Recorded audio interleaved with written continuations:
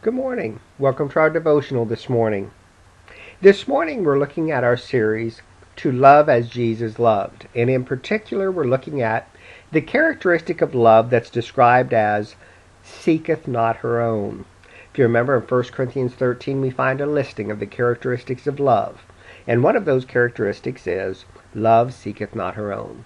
What does the Bible mean by that? If we study the idea of seeking not her own, it brings out the idea love does not live a selfish life. Folks, when we love others, we're going to be willing to give for them. We're going to be willing to suffer ourselves to help other people. Likewise, if we love our Lord like we should, we're going to be willing to give of ourselves for the sake of the Lord. How does Christ display that in his life? What event in the life of Christ shows us that he was living an unselfish life while he was on the earth?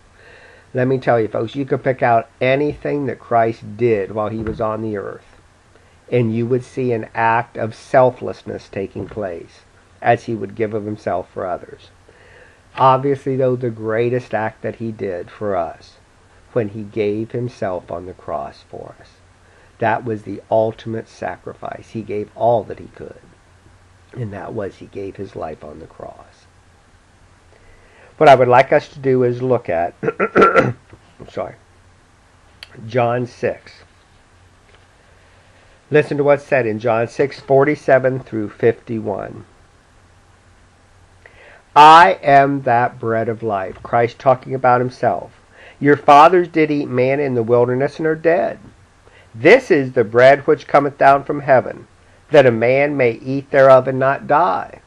I am the living bread which came down from heaven. If any man eat of this bread, he shall live forever. Here we find Christ describing himself as the bread of life. And in the context we're going to see in just a minute, it's in the context of him giving himself for us. Why did he call himself the bread of life? I'm sure there's many reasons why. I could think of 4 off the top of my head. First of all, bread is the source of life. Bread, speaking of food, is the source of life. You keep food away from someone, they will die. They can drink all they want to drink. They'll stay alive for maybe quite a while. But eventually, every person will die if they're not given food to eat. Bread is truly the source of life. Bread is also the source of our strength. If you ever notice, one of the things that happens when we don't eat right during the course of a day is we get weak and we get weary much more easily. Bread is the source of strength. Number 3, bread is a gracious gift given to men by God. Think about all it takes just to produce food.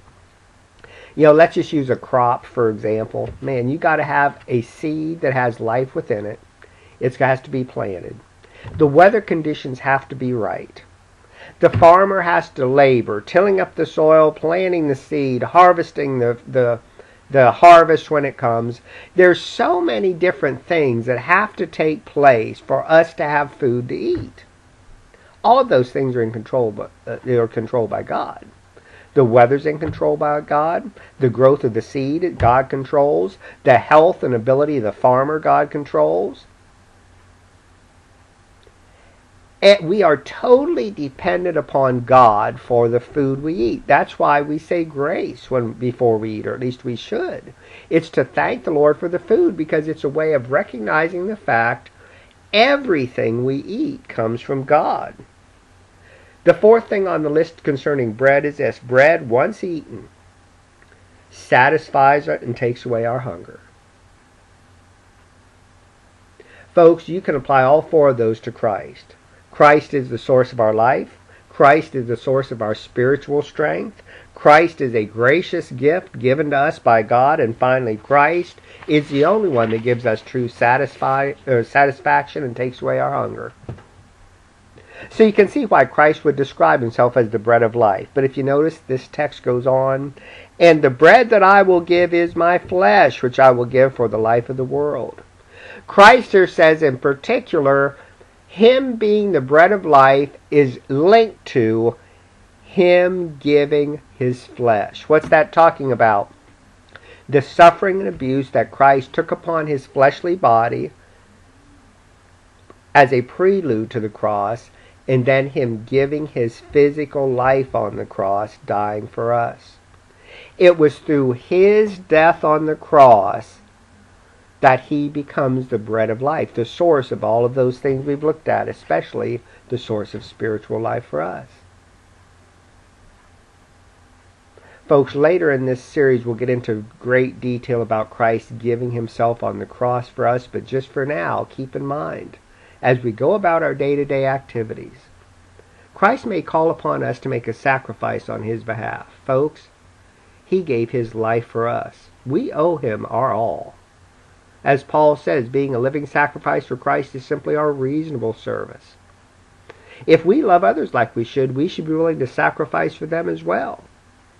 Greater love hath no man than this, that a man laid out his life for his friends. If we really love somebody like we should even be willing to give our lives for them if we're called upon to do that. Folks, that's true love. That's the basis of true love, is self-sacrifice. May we all, as we begin our day today and as we live out our day today, may we all remember the need to give of ourselves, both for our Lord and for those around us. May the Lord bless you as you continue on your day.